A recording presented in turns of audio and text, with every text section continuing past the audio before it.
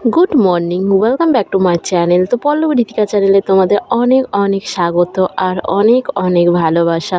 তো তোমরা কেমন আছো? আশা করি ভালো আছো। তো আমরাও খুব ভালো আছি আর অনেক দিন বাদে আমি ব্লগ দিচ্ছি।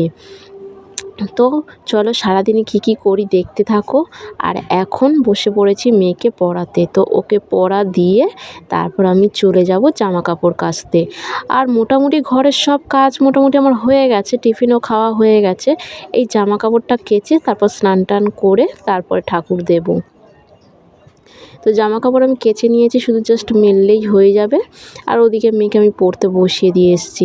তো আজকে কী রান্না করব, এখন হাজব্যান্ড গেছে কাজে, তো মাছ হয়তো আনতে পারবে না, কারণ অনেকটাই হয়তো বেলা হয়ে যাবে। তো সেই জন্য দেখি কী রান্না করি, এখনও রান্নার কোনো ঠিক হয়নি। তো তারপর স্নান টান সেরে চলে এলাম আমি রান্নাঘরে। তো আমি ভাবলাম আজ একটু ডিম করে নিই, আর এদিকে অলরেডি আমি একটু ডিম আর আলু সিদ্ধ বসিয়ে দিয়েছি। দিয়ে এখন আমি সব সবজিগুলো কেটে নেবো, সবজি না, আলু পেঁয়াজ আদা রসুন এগুলোই কেটে নেবো আর কি। তো সেগুলো কেটে নিয়ে আর চালটা ধুয়ে নিয়েছি, নিয়ে চালটা আপনি বসিয়ে দিচ্ছি।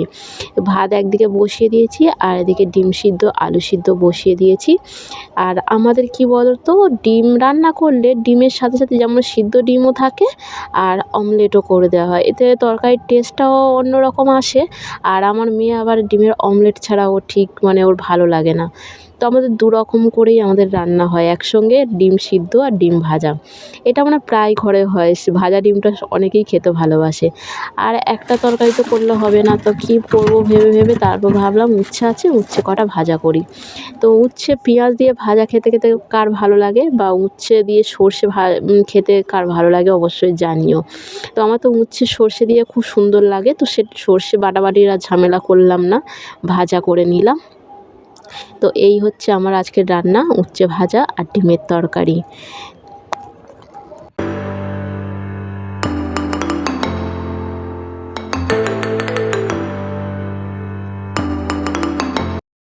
এই একজনকে দেখো, আমাদের জাস্ট খাওয়া দাওয়া হয়ে গেছে আর একজন বসে গেছে রং করতে। আর এই হচ্ছে ওর প্রতিদিনের রুটিন, যেই থেকে স্কুল ছুটি পড়েছে তো শুরু হয়ে যায় খাওয়া দাওয়ার পর রং করা, নয় খেলা।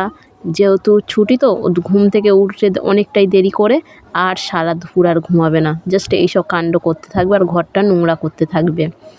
তো চলো আমিও একটু ঘুমিয়ে নিই। আর তারপরে ঘুম থেকে উঠে চলে এসেছি চা করতে। তো আজকের একার জন্য চা হচ্ছে, তো 1 কাপই জল বসিয়েছি। তারপর চাটা খেয়ে তারপর তোমাদের সঙ্গে কথা হচ্ছে। তো চাটা বানানো হয়ে গেছে, তো চলো চাটা ঢেলে নিই।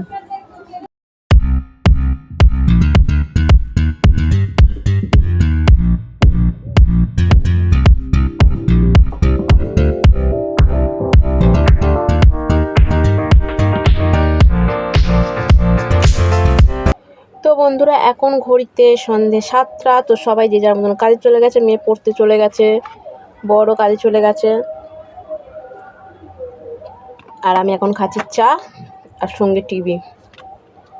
তো কেমন লাগলো ভিডিওটা অবশ্যই জানিও, আর তোমরা আমার প্লিজ প্লিজ প্লিজ পাশে থেকো। ভালো লাগলে অবশ্যই একটা লাইক, একটা কমেন্ট, একটা শেয়ার অবশ্যই করে দিও। তো চলো টাটা, দেখা হচ্ছে আগামী ব্লগে। তো চলো টাটা। আর এই দেখো চা না শেষ করতে করতে বর নিয়ে চলে এসছে আলুর চপ, মেয়ের জন্য 2টো পকোড়া।